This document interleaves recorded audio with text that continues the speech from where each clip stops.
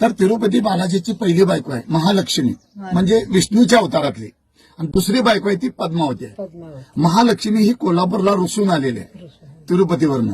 तर का रुसून आली ह्याचं कारण सांगतो तुम्हाला. पहिल्यांदा ब्रह्मा, विष्णू आणि महेश हे तिघजण देव, ह्या पृथ्वी तलावर सगळ्यात देवश्रेष्ठ मी आहे असं तिघांना गर्व आलेला होता.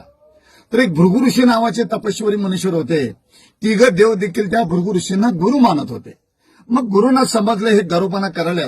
गुरु स्वतः जाऊन त्यांना भेटले आणि सांगितले, तुम्ही किती केला तर देव आहात आणि असा गर्वपणा करू नका. मी तुमच्या तिघांची परीक्षा घेतो. जो कोणी परीक्षामध्ये पास होईल तोच ह्या पृथ्वी तलावर सगळ्यात देवश्रेष्ठ होईल. तुम्हाला मान्य आहे काय विचारलं. तिघही मान्य केले, कारण गुरूंची आज्ञा पाळली पाहिजे.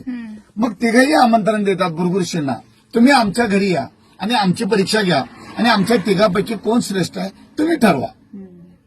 मग भृगु ऋषी जातात पहिल्यांदा शंकर भगवानकडे परीक्षा घेण्यासाठी. बाहेरून शंकर भगवानला आवाज येतात. तर शंकर भगवान आणि पार्वती गुहेमध्ये बोलत बसलेले असतात, गप्पा मारत बसलेले असतात. ते इतकं मग्न असतात की बाहेर भृगु ऋषी आलेलं शंकर भगवानच्या लक्षात येत नाही. भृगु ऋषींना राग येतो. आम्हाला परीक्षा घ्यायला घरी बोलवतात, हिने अतिथीचे स्वागत करण्याची, गुरुची सेवा करण्याऐवजी हे काय करत बसल्यात म्हणून रागाच्या भरात त्या भृगु ऋषीने शंकर भगवानला शाप देतात, या पृथ्वी तलावर तुझी मूर्तीची पूजा होणार नाही, लिंगाची पूजा होणार. म्हणून आपण ह्या पृथ्वी तलावर महादेवाच्या पिंडीची म्हणजे लिंगाची पूजा करतो भृगु ऋषीने शाप दिल्यामुळे. दुसऱ्या ठिकाणी जातात भृगु ऋषी ब्रह्मदेवाकडे. ब्रह्मदेवाची बायको सरस्वती वीणा वाजवत असते आणि ब्रह्मदेव ऐकत बसलेला असतो. बाहेरून भृगु ऋषी त्या ब्रह्मदेवाला आवाज देतात. तर ही दोघं नवरा बायको संगीतमध्ये इतकं मग्न असतात की बाहेर भृगु ऋषी आलेलं ब्रह्मदेवाच्या पण लक्षात येत नाही. जन विश्व निर्माण केलं, जनसृष्टी निर्माण केली, त्या ब्रह्मदेवाला देखील त्या भृगु ऋषीने शाप दिलेला आहे, या पृथ्वी तलावर तुला कोणीही पूजणार नाही, तुझं मंदिर कुठं उभारलं जाणार नाही. फक्त शापाला विशाप म्हणून ब्रह्मदेवाचं जन्मस्थान आहे राजस्थान पुष्कर. पूर्ण पृथ्वी तलावर त्याचं एकच मंदिर आहे, त्याला कुणीही पूजत नाहीत. तिसऱ्या ठिकाणी जातात भृगु ऋषी विष्णूकडे. विष्णू आपल्या पत्नीला महालक्ष्मीला सांगत असतात की भृगु ऋषी कधी पण येऊ देत, माझे गुरु कधी पण येऊ देत, माझी परीक्षा घेऊ देत, सगळ्या प्रश्नाचं मी उत्तर देणार आणि ह्या पृथ्वी तलावर त्या दोघांच्या पेक्षा मी श्रेष्ठ होणार.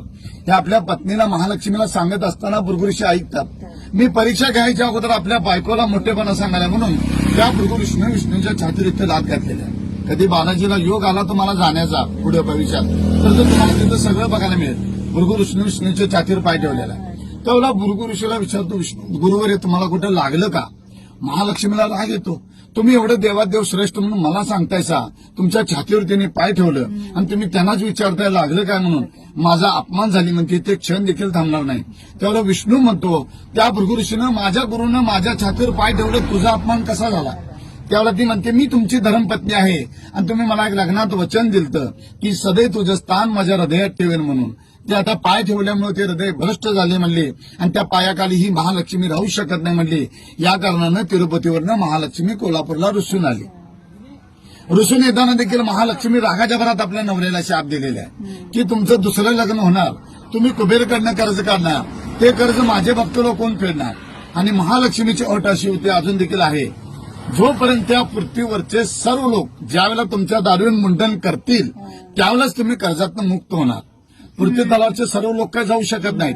म्हणून तिरुपती बालाजी अजून कर्जामध्ये असं मानलं जातं. आणि जो कोणी भक्त तुमच्या दरबार येऊन मुंडन करल, केस दान करल, त्या भक्ताला मी कर्जात कधीच ठेवणार नाही, हे महालक्ष्मीचं वाक्य आहे. म्हणून तिरुपतीला गेल्यावर टक्कल करून यायचं असतं. जेव्हा महालक्ष्मी दिसून आली कोल्हापूरला, तेव्हा इसवी सन 634 साली कोल्हापूरमध्ये कर्णदेव राजा राज्य करत होता. म्हणजे महाभारतातला नव्हे, त्याच्या आधीचा. तर नारद मुनी सांगतो कर्णदेव राजाला की महालक्ष्मी दिसून कोल्हापूरला कायमची यायला तिची राहण्याची व्यवस्था कर, मंदिर बांध. त्यावेळेला हे मंदिर बांधलं गेलं 1383 वर्षापूर्वी. महालक्ष्मीचं दैत्याकडून बांधून घेतलेलं आहे. आणि ज्यावेळेला महालक्ष्मी दिसून आली कोल्हापूरला, तर महालक्ष्मीने हे कोल्हापूर का निवडलं, तर आपल्या कोल्हापूर नगरीमध्ये राक्षस लोकांचा वास्तव जास्त होता. सर्व राक्षस लोकांचा नायनाट करण्यासाठी, त्यांचा वध करण्यासाठी महालक्ष्मीने कोल्हापूरला निवडलेलं. आणि ज्यावेळेला महालक्ष्मी कोल्हापूरला स्थायिक झाली, त्यावेळेला रत्नासूर नावाचा एक राक्षस महालक्ष्मीच्या भक्तांना त्रास देऊ लागलेला होता. तर महालक्ष्मीने ठरवलं, या रत्नासुराचा आपण पहिला वध करायचा आणि मग बाकीच्या राक्षसांचा वध करायचा. पण त्या रत्नासूर नावाच्या राक्षसानं शंकर भगवानकडनं तपस्या करून त्यांना प्रसन्न करून त्यांच्याकडनं एक वर मागून घेतलं होतं.